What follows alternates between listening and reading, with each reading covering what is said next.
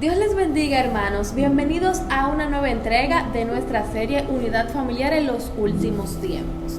En nuestra primera parte pudimos ver a la luz de la palabra la importancia de la oración en el matrimonio y cómo tener esa estabilidad y esa armonía en nuestros hogares. Si aún no has visto la primera parte, te invitamos a que con tu esposa, tus hijos, tus familiares cercanos puedas ver esta serie tan edificante que estamos haciendo para ustedes. Ahora vamos a hablar sobre la segunda parte y le damos la bienvenida a nuestro pastor nuevamente, Rogelio Velázquez. Bienvenido, pastor. Amén. Estamos aquí para trabajar. Amén. Entonces, en esta segunda parte vamos a hablar de 4 puntos importantes y vamos a entrar en materia de una vez. La primera pregunta es: ¿cómo dividir el tiempo entre el esposo, la esposa y los hijos? Muchas veces los matrimonios no tienen esta estabilidad. No pueden salir con los hijos, o no puedo salir a comerme un heladito, a comerme una pisita con mi esposa. A la luz de la palabra, ¿cómo podemos dividir este tiempo? Bien, primeramente gracias a Dios por poder estar aquí nuevamente compartiendo con todos ustedes, tratando de dar un aporte positivo, porque sabemos que hay tantas familias que viven en un completo desorden, pero la Biblia nos da ideas excelentes de cómo hacer estas cosas. Primeramente, o una de las cosas que tienen que resaltar en la familia para que el uno no sienta que se está robando el tiempo del otro, porque como la misma pregunta lo dice, la esposa necesita un tiempo para ella, el hijo necesita un tiempo para él, la hija necesita un tiempo para ella, porque la verdad es que cada uno tiene pensamientos diferentes, piensa que lo que él quiere hacer es más importante que lo que quiere hacer el otro y que hay que ponerle atención primero. Pero voy a tratar de explicar de manera sencilla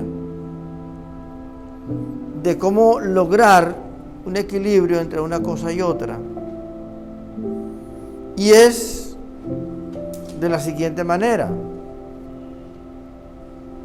en la familia o a la familia, el padre y la madre deben de enseñarle a los hijos que todo lo que cada uno hace es importante. ¿Y por qué lo que cada uno hace es importante? Porque de esta manera, cuando se entiende de esta manera, entonces,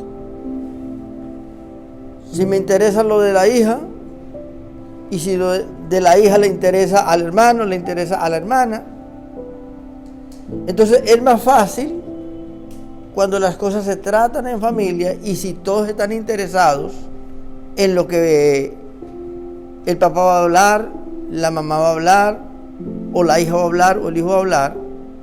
Si todos están interesados de escucharlo, entonces va a haber una convivencia y al mismo tiempo se comparten las ideas, se ayuda el uno al otro, porque cuando se comienza a notar que el tiempo todo es para la esposa, o que el tiempo todo es para el hijo o para la hija, entonces de ahí nacen celos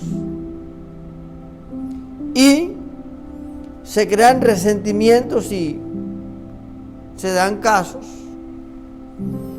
que se llega a decir que todo lo mejor es para usted, que todo lo mejor es para ella, que usted le compra a papá, o que usted le compra a mamá, que usted no me compra a mí, que usted no me da esto, que usted no me da aquello. Y es precisamente porque ni el papá ni la mamá han tenido el cuidado de equilibrar el tiempo para atender a cada uno de acuerdo a sus necesidades. Si bien es cierto que hay que tener mucha atención con esto, mucho cuidado, porque el tiempo de la esposa no es el tiempo de la hija.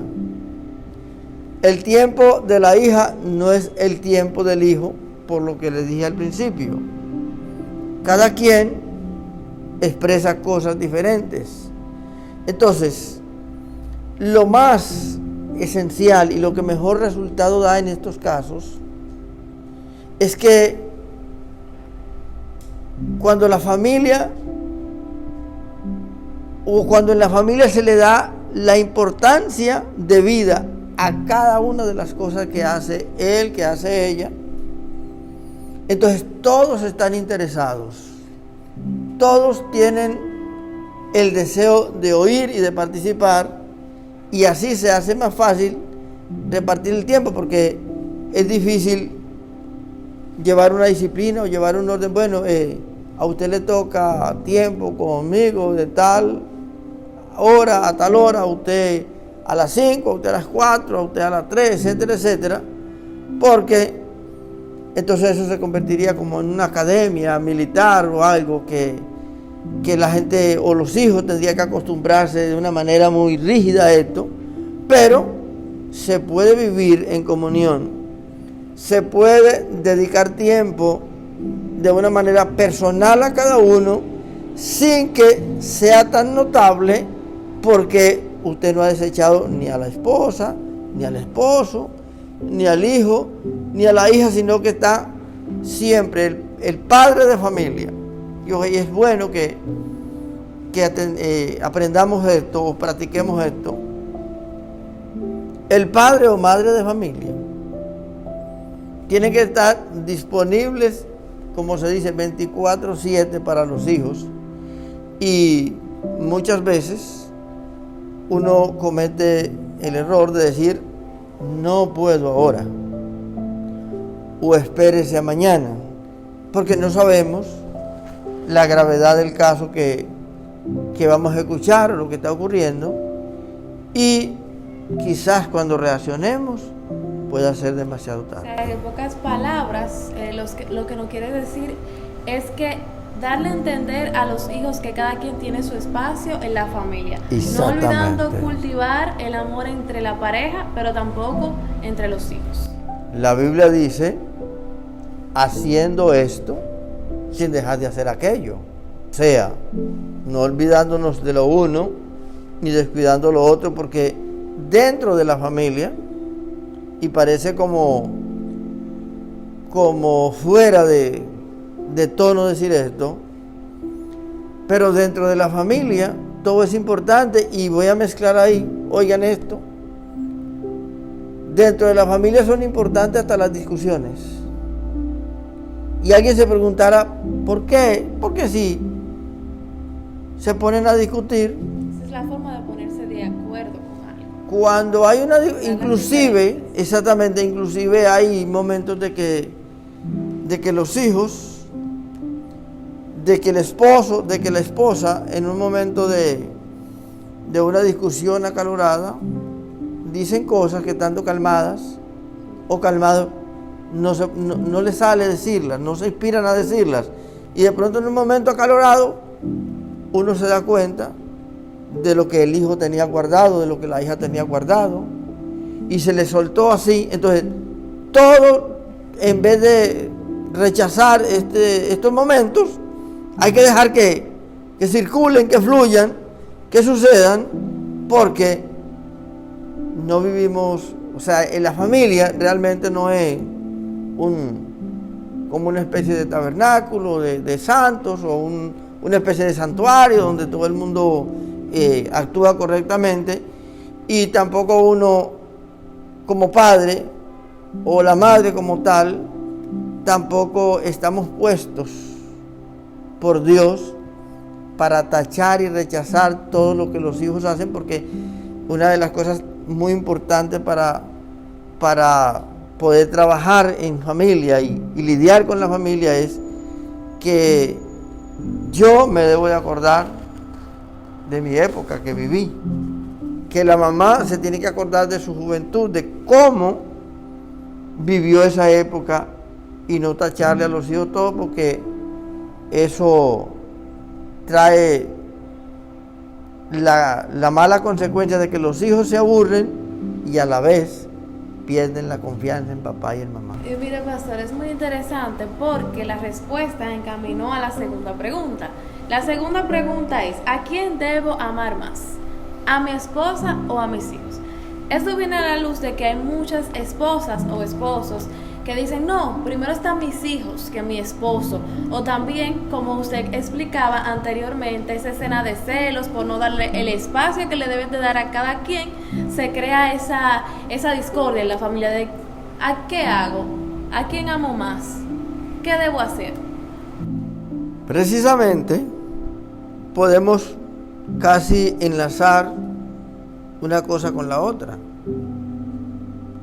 porque no podemos dejar, y tenemos que ser demasiado cuidadosos en esto, no podemos dejar que se note que tenemos preferencia con uno o con otro. Bíblicamente esto en el Antiguo Testamento trajo problemas con Jacob y sus hijos. La historia de José. La historia de José. La Biblia resalta que él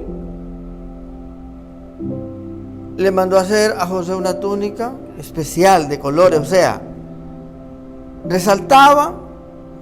Si comparaban la túnica de José, que parece no tener gran significado esto, pero sí lo tuvo y lo tiene aún. Si comparaban la túnica de José con la ropa normal que se ponían los demás hermanos cuando salían cada quien a su trabajo, había una diferencia marcada. Y tal vez Jacob no lo hizo con la intención de provocar a celos a los demás, porque una, que era un hombre de Dios, y otra, que todos eran sus hijos. Pero sin embargo, el resultado de esto, por no hacerlo de otra manera, porque hay muchas formas de actuar, y si en la familia el padre y la madre se proponen a que todos los hijos estén agradados con su comportamiento, se puede lograr. Eso se puede lograr. ¿De qué manera? No es como piensan la mayoría de personas, y es que para que los hijos estén agradados hay que satisfacerles todo lo que ellos piden. Hay que darles todos los permisos. Hay que ajustarse a sus ideas. Y en este tiempo nos encontramos, o sea, los padres nos encontramos con una palabra, una expresión de los jóvenes de este tiempo muy común, y es la siguiente: es que mi papá no me entiende, es que mi mamá no me entiende. Esa expresión sale porque el hijo o la hija quiere sentirse libre, hacer lo que ellos quieran, y se siente reprimido. Pero ¿qué pasa? Al consejo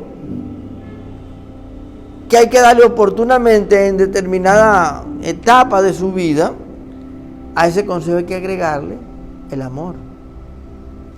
Que el hijo o la hija entienda que la corrección que se le está dando, que se le está impartiendo, no es una imposición, sino que con el consejo, con la corrección, entonces hay que hacerle entender que esto se hace para un bien futuro, para una formación, para prepararse para otra etapa de su vida que viene.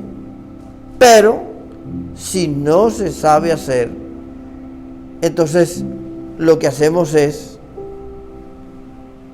ya lo dije, hacer que el hijo o la hija nos cojan Ventaja. no hay mala voluntad. Y aparte de eso, una de las cosas, o de las partes más importantes de esto es que cuando el hijo y la hija no le tienen confianza ni a papá ni a mamá, hay muchos hogares, pero son muchos, donde los hijos dicen: mamá, le voy a decir esto, pero no le diga a papá, que no se vaya a dar cuenta, y viceversa. Se rompe la confianza que hay entre los padres con los hijos.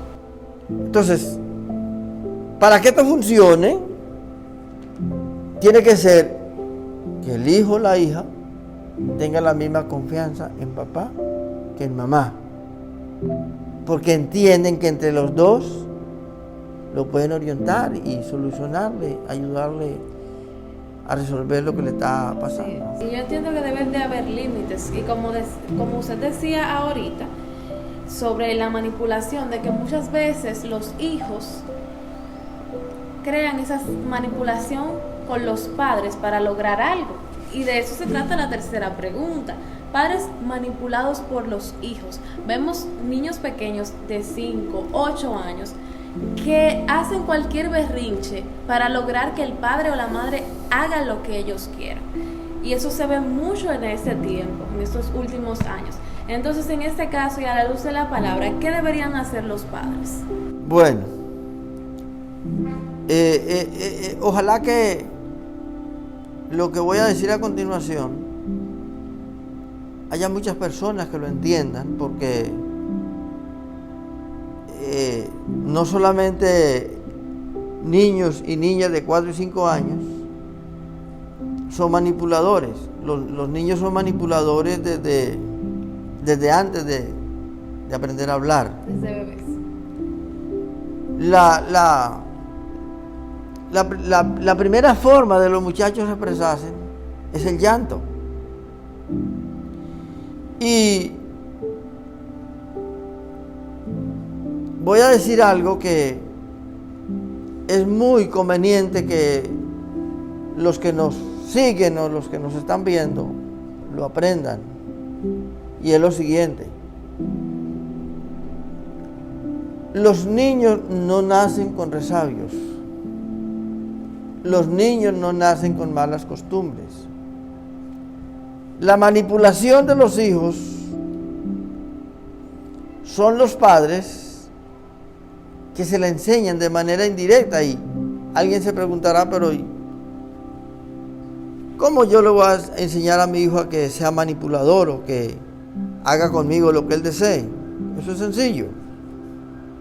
Haciendo todo lo que él diga. No, y aunque no hable, lo primero, mira qué detalle tan fácil de entender. Acostumbran al niño a que para que se duerma Hay que acariciar. hay que ponerle un bobo en la boca. ¿Ya? El niño no nació con ese bobo. De ahí comienza, y mucha atención padres y madres de familia a esto, que el bobo es la primera clase que papá y mamá le dan al niño para que los manipule después. ¿Qué sucede? Un día se pierde el bobo, no aparece y el muchacho está llorando. Y entre más se demora el papá y la mamá para ponerle el bobo en la boca, más duro grita, porque como no puede hablar, pero él eso es lo que le está pidiendo. En esta época, la época de la tecnología,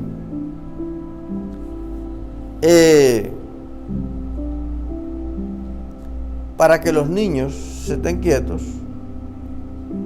le ponen un celular en la mano y lo que le dicen es para que se entretenga y me deje hacer lo que yo estoy haciendo. Así yo vi personalmente en una iglesia que la mamá llegó a la iglesia, se arrodilló a orar El niño la miró y con la mirada le dijo, necesito el celular. La mamá le pasó el celular y en el transcurso del culto, mientras el tiempo del culto transcurría, fue maravilloso tiempo para que el niño jugara con el celular durante todo el culto. Entonces, ¿nació el niño con esa idea? No, mamá le enseñó eso. Entonces,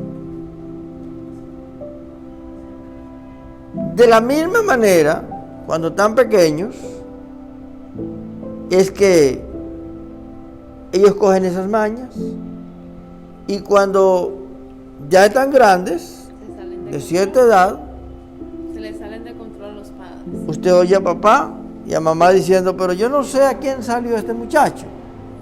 Él salió aprendiendo lo que usted le enseñó desde pequeño. Yo quiero repetirles en cuanto a esto. Los muchachos no nacen con malas costumbres. Las malas costumbres las cogen de papá y mamá, porque los primeros en tener contacto con los hijos son sus padres. Y para que aprendan esto, yo vi personalmente a alguien que vivía muy ocupada, una mamá que vivía muy ocupada. Y como estaba tan ocupada, ella llenaba el biberón de leche, el niño apenas estaba gateando, simplemente se movía en el piso. Ella llenaba, cuando él le pedía la leche, llorando, ella llenaba el biberón de leche, lo tiraba en el piso, el muchachito lo cogía, se echaba boca arriba, se metía el biberón en la boca y ahí mismo se quedaba dormido, porque eso fue lo que aprendió.